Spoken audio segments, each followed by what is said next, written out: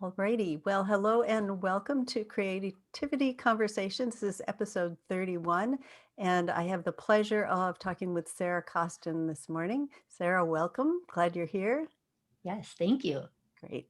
So, if you haven't been on these calls before, I created them because I was really tired of hearing people say that they weren't creative, because so many people associate creativity with being artistic.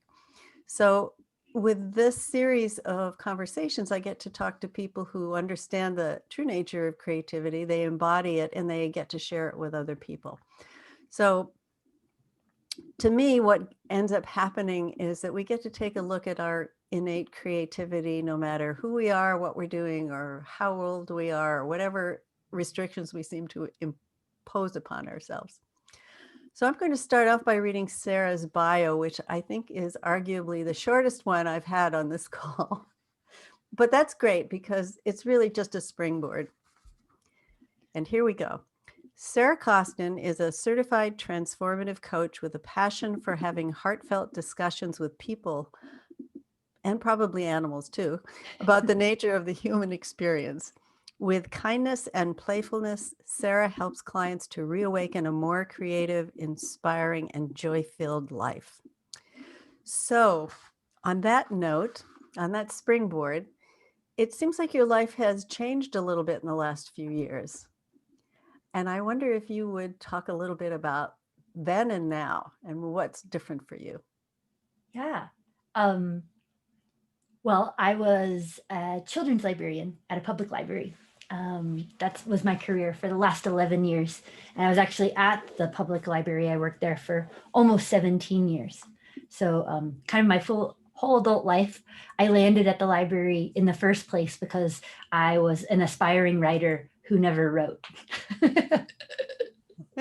I thought about writing like every second of the day and never wrote. And so I was like, well, maybe if I work at the library, I'll get, inspired. And one day, one of my books will be on the shelves. And then I just fell in love with the library. It was kind of unplanned, and it just turned out to be a wonderful, nurturing place to work. And then the last couple of years, I kind of discovered coaching, and kind of by way of teaching yoga and personal development and some leadership programs, I fell into coaching and realized really quickly that this was the next path that I wanted to take. And I kind of took my time with it. There was like 4 or 5 years there where I was doing both. I was a librarian, children's librarian by day, sneaking off to teach yoga, coaching clients on my lunch break, and like doing it all. And just this fall, I transitioned.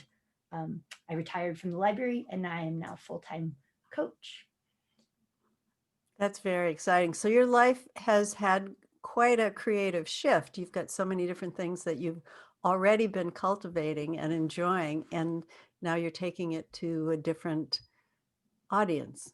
Yes, I go from telling stories to 3-year-olds to helping adults unravel their own stories. There is something to be said for storytelling, isn't there? Oh, I think we're hardwired for story. Yeah. Yeah. What's the most transformative story you can tell about your life that's happened over the last year, 18 months? Give me a moment. I know it was a bit of a curveball. Well,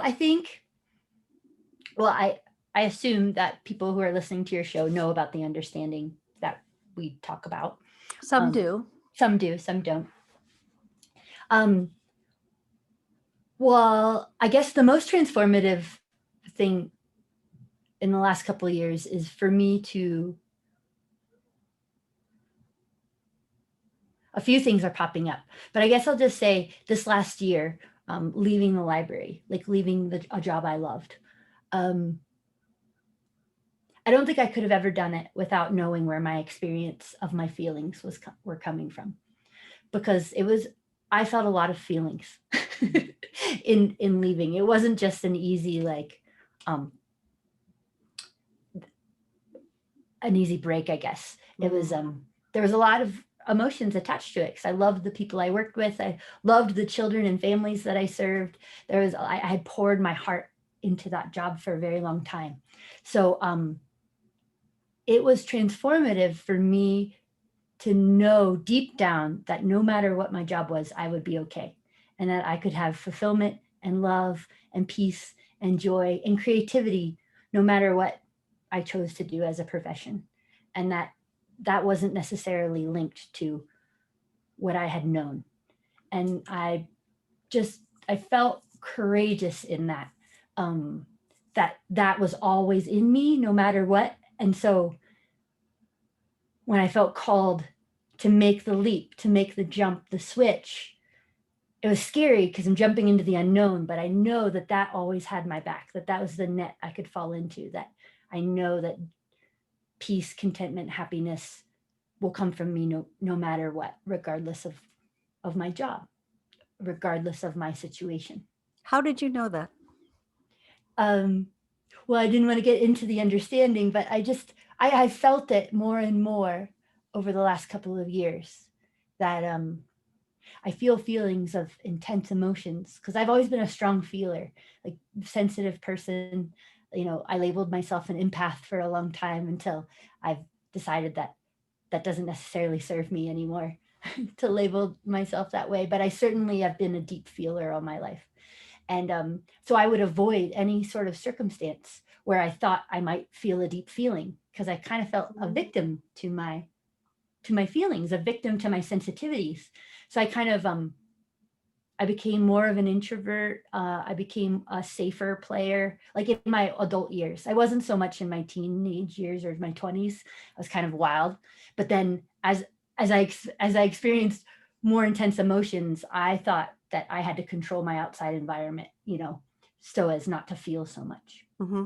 So I avoided a lot of things that I thought might make me feel scared, or might make me vulnerable, or might make me, fearful. And so as I began to see that those feelings weren't coming from the outside world, that they were coming from how I was thinking about the outside world, that gave me the safety net. That gave me the landing pad, I'm picturing the things in the gymnastics, Mm-hmm. like the Right. bouncy pad that I could leap and fall, and I wouldn't be crushed by feelings. I might feel intense feelings, but I will bounce back from them.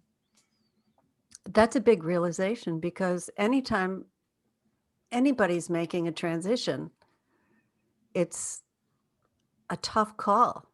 Am I leaving what is known and familiar, and it may not be pleasant, but at least it's predictable in the known, to go into something that is unknown? Yeah. But isn't that true about any creative thing that we do? Yes.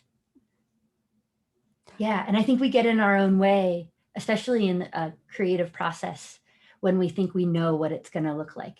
Yeah. When we think we know what the outcome of whatever we're creating is, we try to make it known, and that actually ends up being like kind of our biggest block. Yeah. That, and I was having a conversation earlier this morning with someone who has really been stuck with his creative process. And he freely admitted at a certain point that he was restricting whatever could come through him by his assumptions about what it should look like, when it should happen, what other people would think about it, being distracted, and so many challenges to let out what really wanted to come through him. So I think that understanding of realizing that 99.999% of the time, it's us that are holding us back from doing something different, the thing that we want to do, than it is to our external circumstances. Yes. And it's so funny to see the lengths that we go to avoid a feeling. Yeah. Like that's what I saw was happening with me. Like the lengths that I would go to avoid being embarrassed was ridiculous. Like I never shared anything. And now I see like, oh, embarrassment's just a feeling that I feel, and it comes and it goes and Yeah. doesn't mean anything about me other than I feel embarrassed for a moment. Yeah. I think that also is another point of freedom with being able to create, is that who cares? Right. Most of the time, people are so determined not to feel things that are uncomfortable, Yeah. or to label sensations that are feelings that, like the classic one of the feeling, you're feeling something in the pit of your stomach and you think, oh, I'm afraid. But what if it's excitement and you just Right. labeled it wrong? Yeah. Yeah. It's actually neutral. It's like I'm just feeling some sort of energy in my stomach. Yeah. Like, and Yeah. then we put the label whether it's a good energy or a bad energy. Right. And that Yeah. determines then what we can do or Right. can't do. Yeah. So do you sing as well? You play the guitar? I do. I play the guitar since I was 14. And then and that's kind of been a cool journey to see too, because I again really let my thinking. I loved playing the guitar as a teen, and but then as I kind of progressed, uh, I'm sure it only happened once or twice, but in my teenage mind, it was like I sang in front of someone and it wasn't received well, and so I decided I will never sing in front of someone again, kind of thing. Mhm. And that kind of set the stage for like the rest. Like I just never sang in front of someone because of that like once or twice experience of being like, oh, it wasn't very good. So I only wish I knew then what I know now, but it's okay. So a couple years ago, I started playing the ukulele. I had put down the guitar, I hadn't played it for years. And then about 2 years ago, I started playing the ukulele. And there's a ukulele club at my library. And it's mostly filled with retired folks. And it's so fun. Like the whole club was just, there was no competition, there's no getting it right. Everyone was a beginner. And there was just this freedom around playing, and everybody would sing at the top of their lungs, and people hit the wrong notes, and like we're kind of a big mess, and it's like the most fun ever. And that experience, that 2 years of playing ukulele, and I'm still in the club, and I never miss a session, but that really opened me up to something that I wasn't seeing, and I was able to go back to playing the guitar with less pressure. And I like took this joy that I learned from this club, just this like informal club of that, like it's okay to mess up.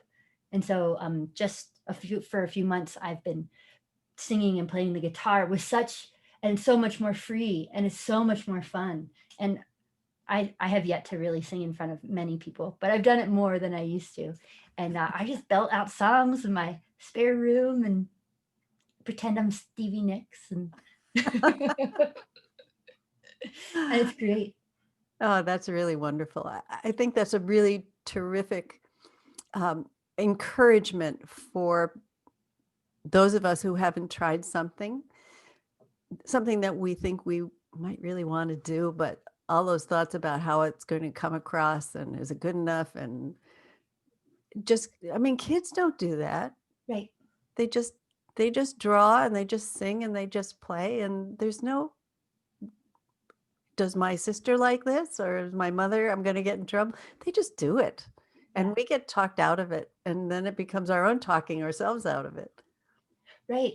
An interesting thing happened too, because at my job as the children's librarian, I actually sang in front of people for my job, like pretty much every day at story time.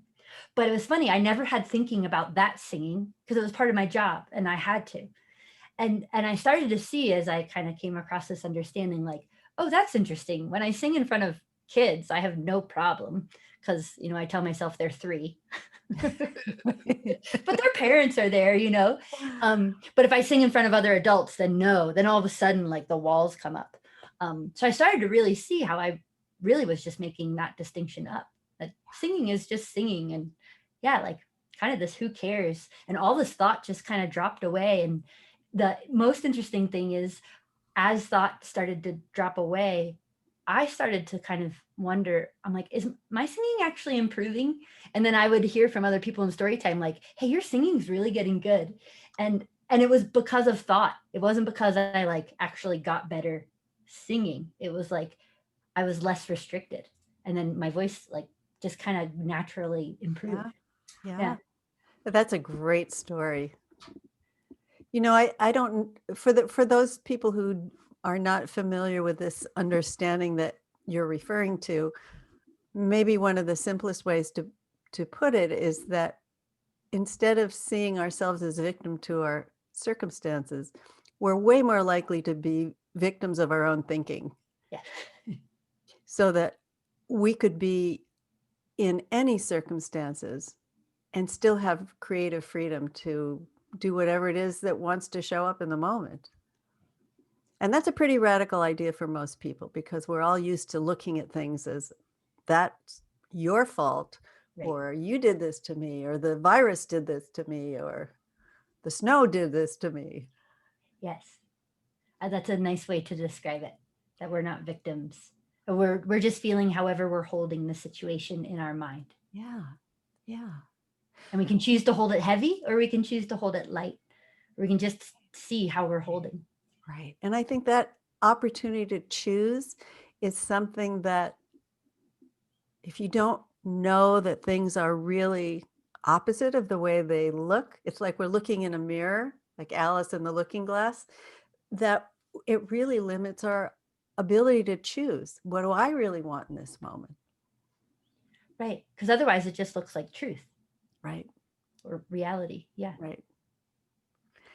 I'd love you to talk about your love of nature and the outdoors and how that relates to your understanding of both our our spiritual nature, which you referred to it as, and creativity. And you can Yeah. answer this any which way you want. Yeah, there's a lot of directions I could go. Yes. Well, I'm writing a book kind of about this very concept, about how well we're designed, actually, and that our feelings, the whole rainbow of feelings from negative to positive, is all designed to help us to know where we are in our awareness, right? To help us know how we're holding something. Our feelings are always there on our side. And until I learned that, I really, like you said, thought I was a victim to the ones I didn't like, to the feelings I didn't like. I never saw that those feelings were on my side. And so I'm just seeing more and more like how beautifully we're designed and how beautifully we're made just naturally.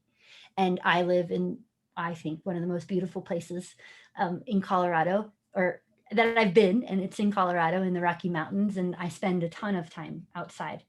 And so as I started to kind of learn more about how well we're made, it made perfect sense when I was outside. I was like, oh yeah, the whole world is made like beautifully. Like it's just this intricate art form, like, and everything goes together and everything's interconnected. And it's, I don't know, it brings me, I don't ever get bored or weary or tired of being outside, and I could hike on the same trail every single day and always be like awed. Yeah. And so I started to really see that we are no different than nature. We are nature. And we've just been kind of taught to think that we're cut off from nature, that somehow we're designed differently Yeah. than the rest of the planet. And we, you know, we nest ourselves in wooden domiciles and brick ourselves out, but we are nature. And I'm forgetting the original question, but the book that I'm writing, the kind of big theme is that is about the blue sky and clouds, and that the clouds are like thought. We feel thought like a passing cloud. And most of us, myself included, spent most of my life kind of living in clouds, like thinking that clouds were the most important part. And I never really knew that the most important part of my being is not the cloud part of me, but the blue sky part, which is like this expansive, infinite, conscious intelligence. And the more and more that I can kind of let clouds be clouds and remind myself that I'm more like the blue sky than anything, just the better everything goes. Can we go back to what you said about feelings are how did you put it? Our best friends are there to guide us, or say more about that, because so many people are afraid of uncomfortable feelings. Yeah. Well, so going back to the cloud blue sky metaphor, if the blue sky is kind of where we do our best, right? The blue sky is kind of our beingness. And in the blue sky, it has this nice, like, it makes me think of floating in an ocean, kind of. It's like this nice calming, it's not too excited, it's not overly positive. It's just this nice calm feeling. And every time a cloud goes by, a cloud of thought, that cloud feels a certain way. And so if I'm thinking a worried thought, that cloud of worry will have the feeling or texture of worry and anxiety. And I might dip into that cloud and like revel in its storyline. And then suddenly I'm feeling feelings of worry and anxiety. And in what we're taught and what I believed for so long was that when I was feeling feelings of worry and anxiety, that meant that I had to fix the cloud, that something was wrong with me. But now I see the feeling of worry and anxiety is simply telling me that my awareness is in a cloud. So that's how it's helping us. So that it's like an alarm clock. And so the feeling of worry is like, oh, Sarah, that's not how blue sky feels. That's how clouds feel. I must be in a cloud. And so those so-called negative feelings wake us up to where we are. And I have chosen for my life that I prefer to be in the blue sky. You can choose for your choice. Yeah. I mean, if you want to, many people choose to live in clouds, and that's fine. That will have a different feel than choosing to live in the blue sky. I've had a very similar experience, and pretty recently too. I was caught up with something. I think I was worried about something. I don't even remember what it was now, but I remember really getting sucked into it and taking it personally. And suddenly I realized, oh, wait a minute. This isn't about me. This is about how this thing feels. Yes. And as soon as that thought came into my head, it was like, okay, the prison door just opened. I walked out and I had a whole new experience of what was happening to me. Yeah, just like that. And I love the metaphor of, not to go back to the cloud, but what you reminded me of was like turbulence. Like you're in an airplane and you're flying through a cloud. It's turbulent. It feels really icky, right? But then that ickiness wakes us up. And then I like how you said, walk out of the prison doors. Yeah. Yeah. Well, that idea of being wakened, I think is so, I see it as being such a necessary opportunity for all of us, because we're in unusual circumstances right now, to say the least.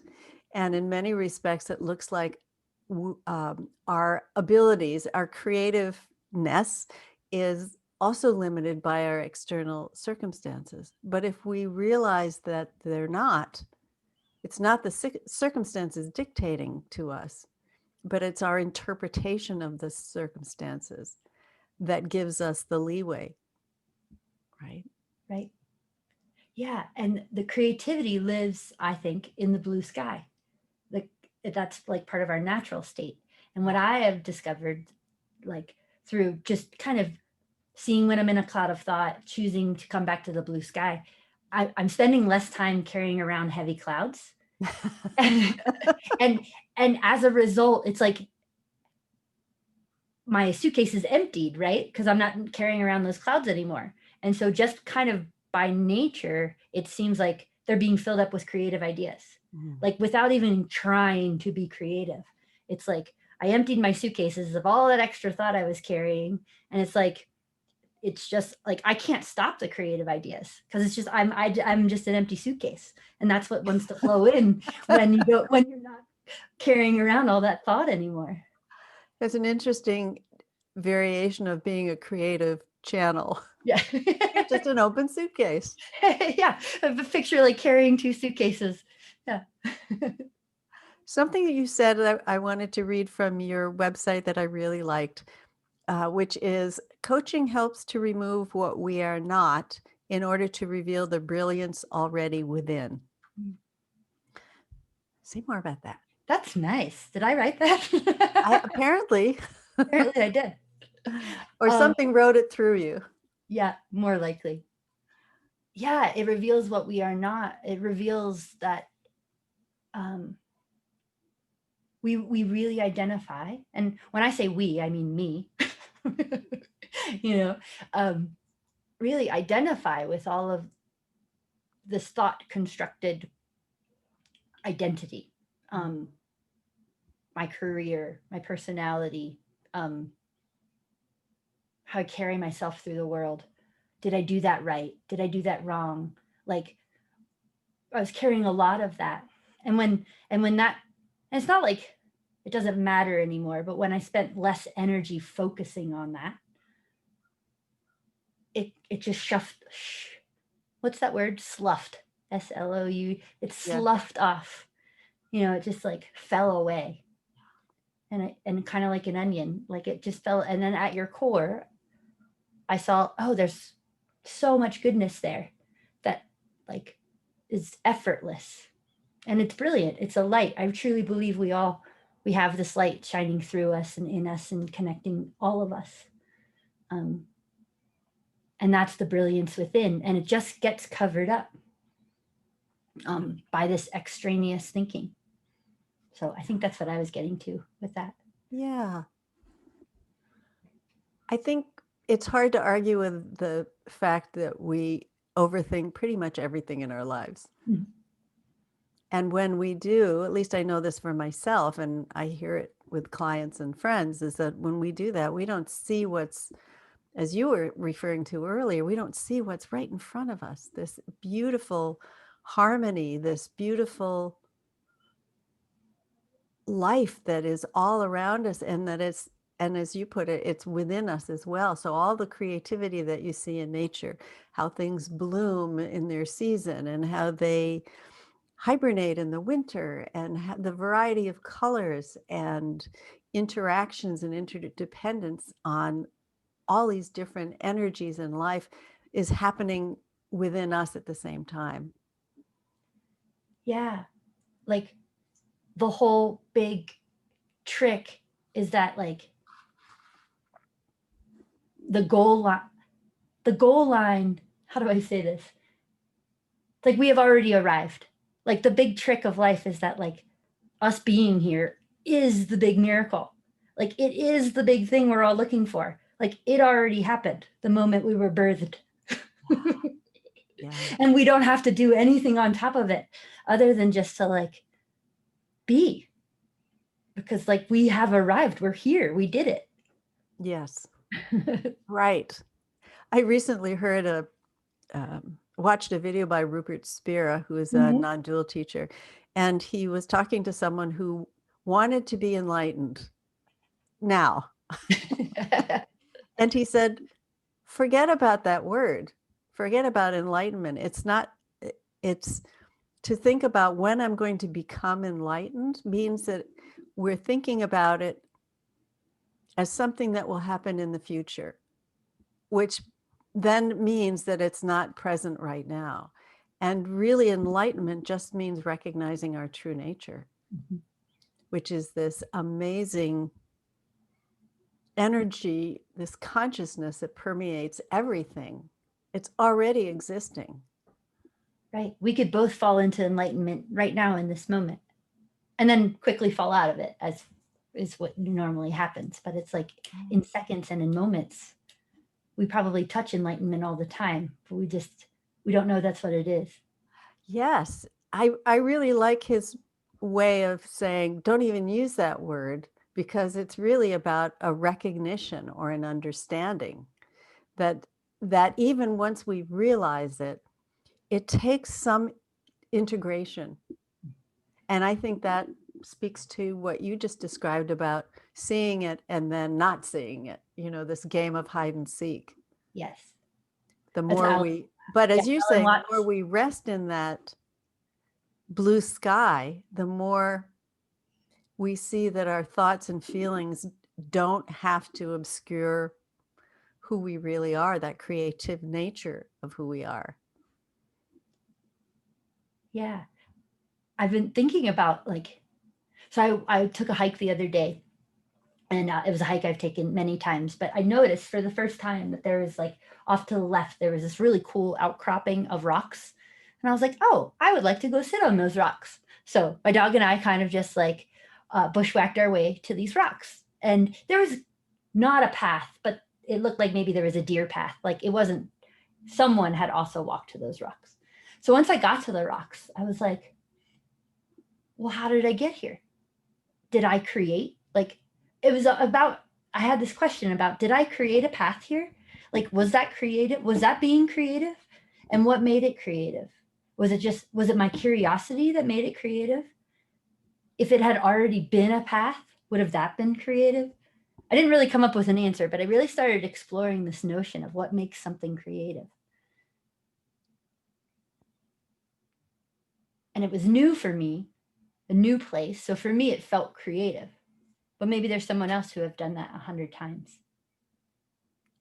And it's possible that even on the 100th time, it could have been a creative experience.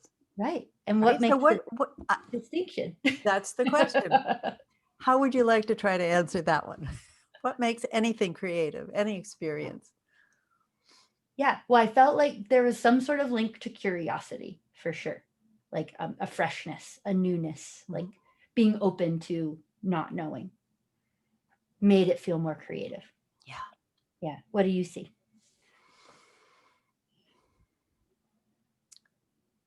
I think that I like what you're saying. And I also think that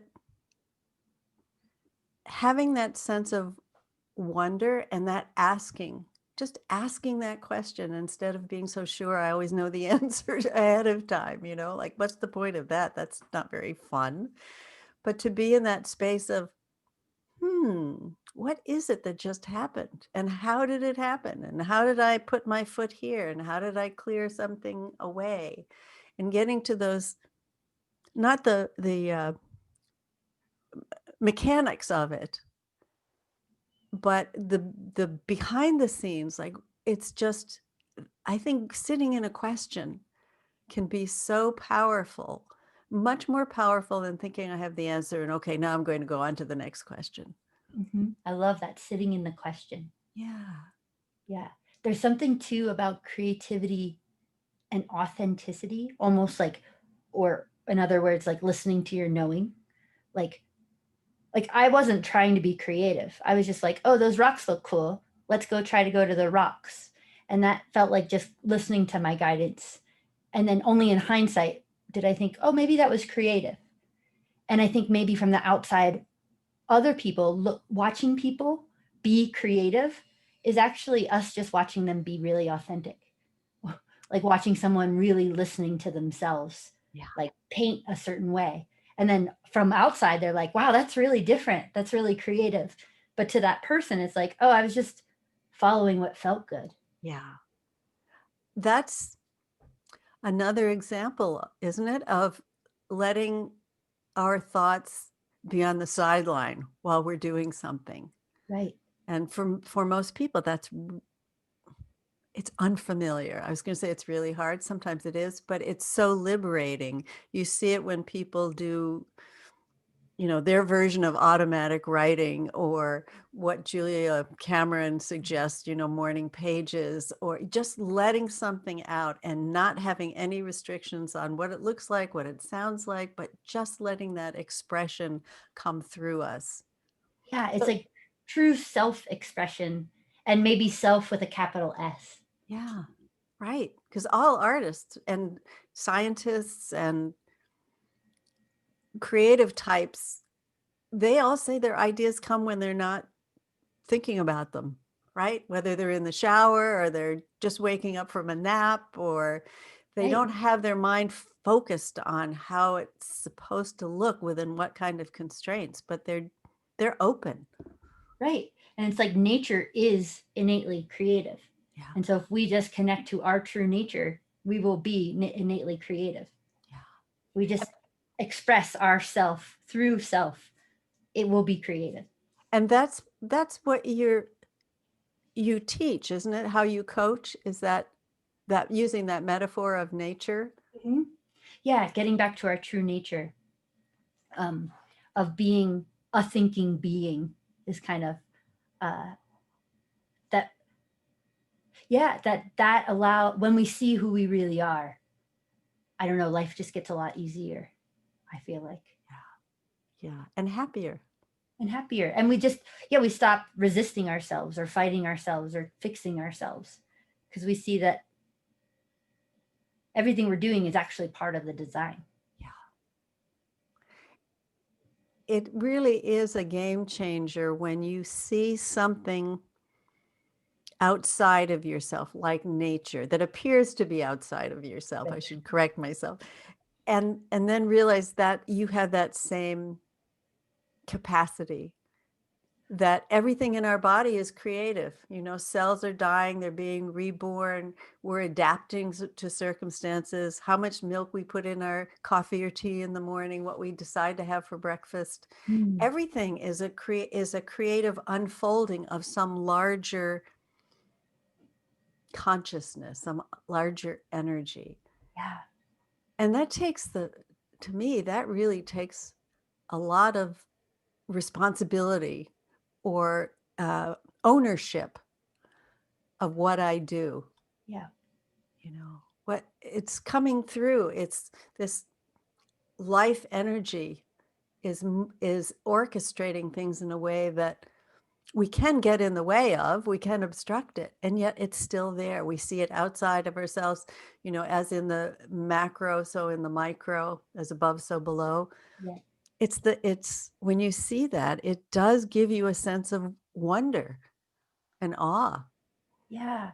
And I feel so grateful to live in a place where there is a lot of outdoors, and it's so easy for me to see that this connection and integration and interconnectedness of it all.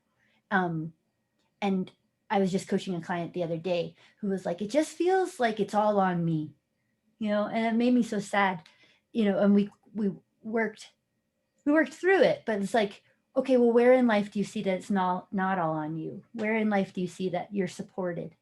Um, where in nature do you see that it's not all on that tree? Like, it can't all be on that tree. And underneath the tree's root system are connected to 20 other trees. That are all connected in terms of communication. Right. Oh yeah, they're finding fascinating things out about trees lately. Have you been? Yeah. Yeah. Yeah.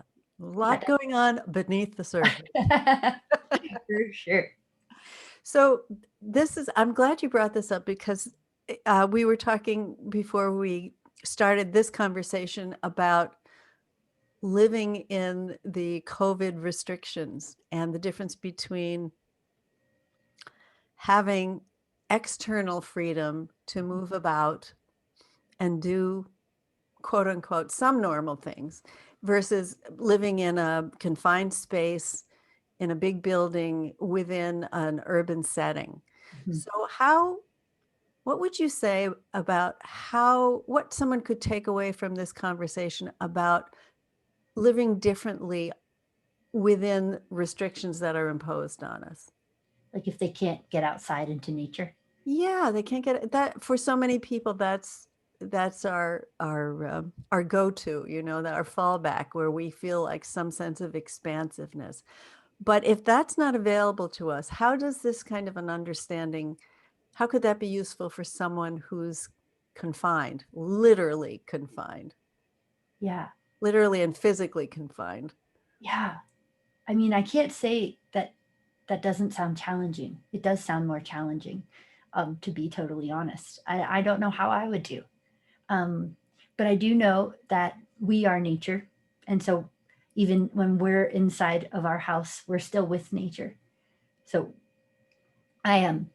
I wrote an article once about listening in nature, and that how when I'm outside, all my judgment and evaluation just seems to drop away, because I just am in wonder with the outdoors. And for the longest time, I thought it was nature that was doing that to me. I thought it was because I was in nature, I felt that way. But what I came to see slowly was that, no, I think it's the way that I'm listening and observing in nature that is making me feel this way. So listening in this open way with pure curiosity and wonder and awe, and dropping judgment, evaluation, and analysis is allowing me to feel this big connection. And then I saw, oh, it's not nature. That's just kind of a natural place I fall into in nature.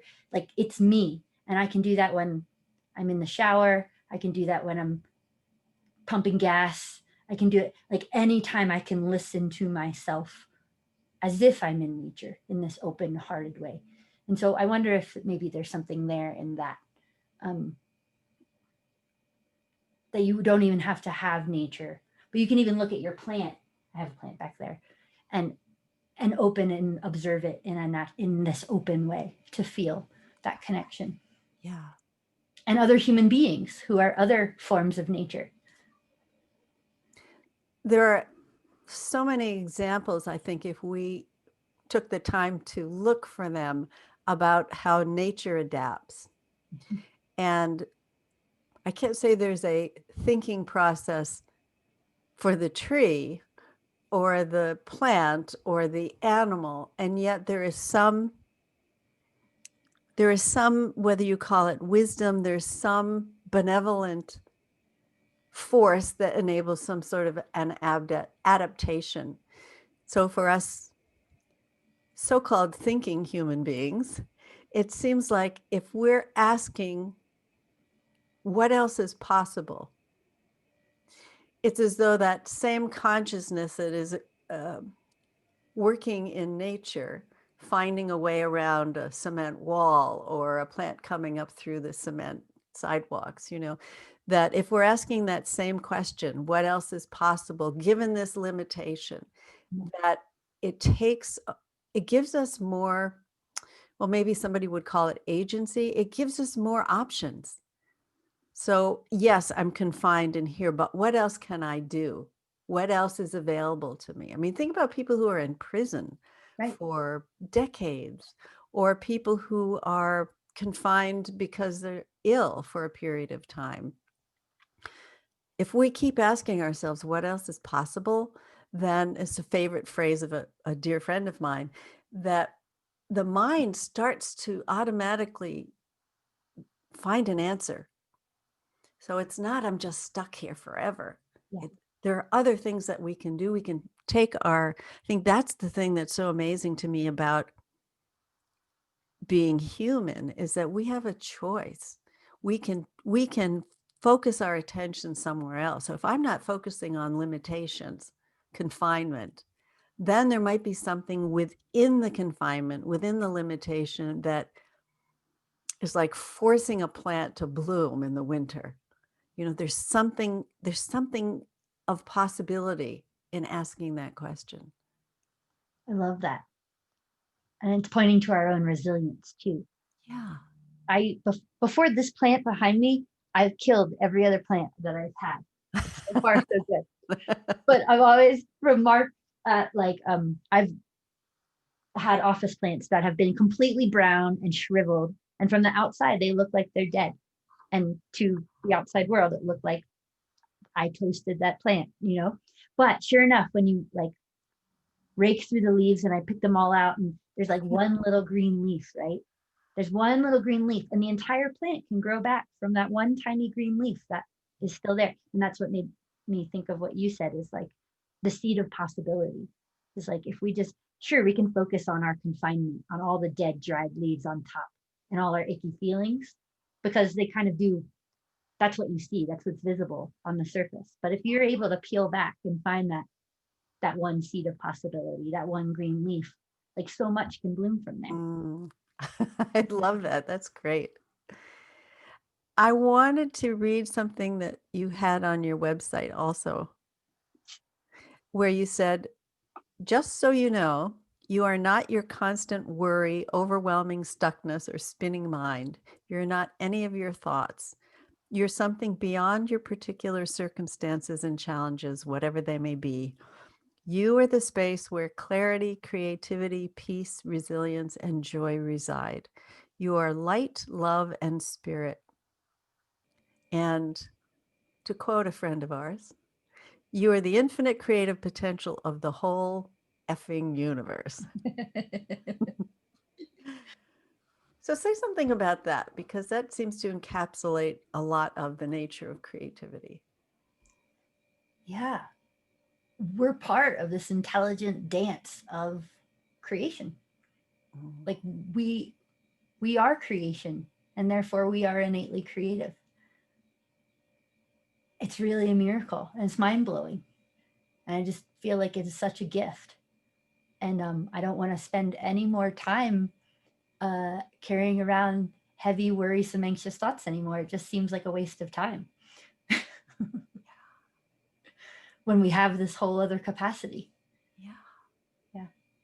Do you think there's a first step that someone can take to shift their thinking and have a real transformation in their way of living? Is there a first step that you see happening?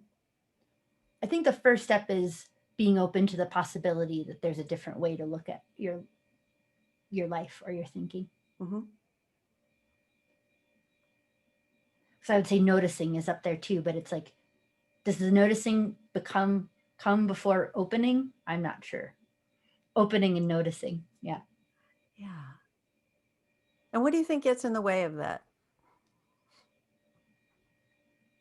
I think just status quo, just going.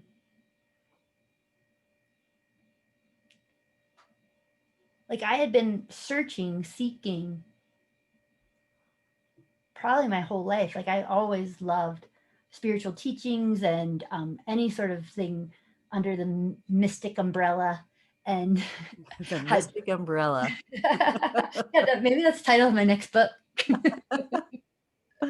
um, and so I feel like I was open because I was looking, but then so I think that helped the openness, the seeking. Mm-hmm. It also kind of made me tired. I felt like I was maybe running in a treadmill for a while, but so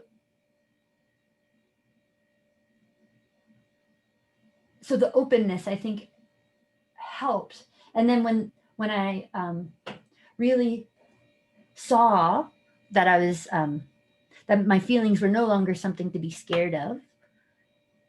So that was really what did it for me. That was like the clincher, because like I had said, I was so sensitive that like kind of defined me for my whole life. And when I saw that my sensitivity was pretty normal and pretty natural and not something to be scared of, it just pointed to, like, it was kind of like a, oh no, duh, like, oh duh, like, oh, why would negative feelings mean something's broken about me? Why wouldn't negative feelings be part of the whole?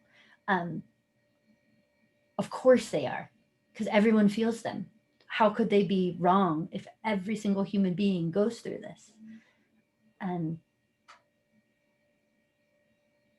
so I don't know if that answers your question. I feel like I kind of went around about, but it was like the first step.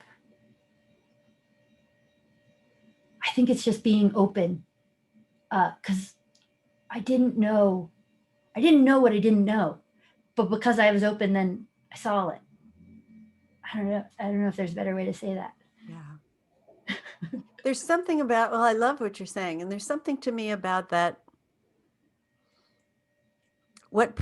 And this is, I'm just making this up as I go along here, but openness happens when, I think when we feel this sort of divine discontent, like this isn't working. You know, is it out there or is it me? Right. So the discontent is actually serving us. Yes. Right. Isn't that funny? Because normally we think, oh, got to get rid of that feeling. Yeah. But if you talk to so many people who have had like transformative experiences or, big changes in their life, it usually came from a rock bottom place. Yeah. Yeah. Fortunately, it doesn't have to. It doesn't have to. It often does. Yeah. Some I of wouldn't us. say I ever reached a rock bottom. but certainly turbulence. Yes. Yeah. Isn't that funny? I guess that's what they call a silver lining Yeah. to the dark cloud. That's right. If we're Going gonna back to your metaphor.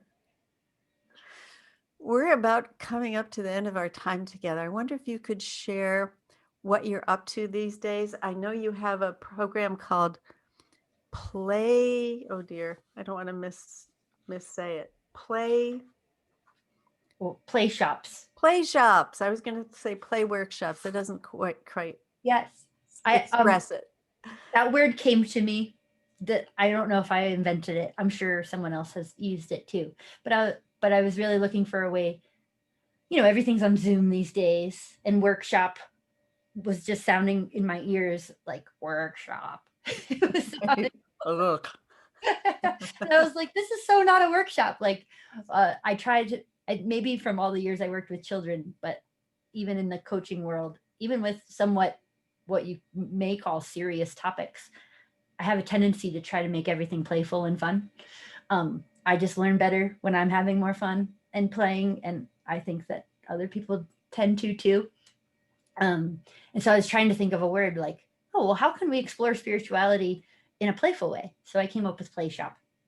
So once a month, I'm going to host play shops on kind of the spiritual topic. I also have a book club called Spiritual Monkeys.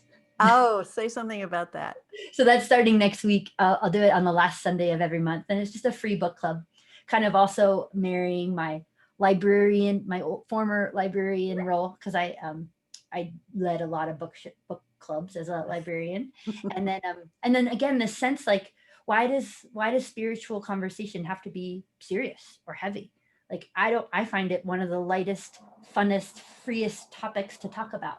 So I'm trying to bring that to life, mostly because I think it would be fun. Why is the Buddha laughing? Yeah, right. And why do they have big, full bellies? Because they're Right. happy. Uh-huh. Perfect. And where can people find you? The best way is just my website, which is my name, sarahkostin.com. And that kind Kostin. of Kostin. Lovely. Any last words you'd like to leave us? Ooh, I'll leave you with my favorite Alan Watts quote. Let's see if I can read it from my wall. The meaning of life is just to be alive. It is so plain and so obvious and so simple. And I can't read the rest of it. I'll leave it there. I think that's plenty right there. Yeah. The meaning of life is just to be alive. It's so plain and so simple and so obvious. Yeah. Alan Watts. Beautiful. Yeah. Thank you so much, Sarah, for joining me today. Really been a treat. Thank you for having me. It was so fun.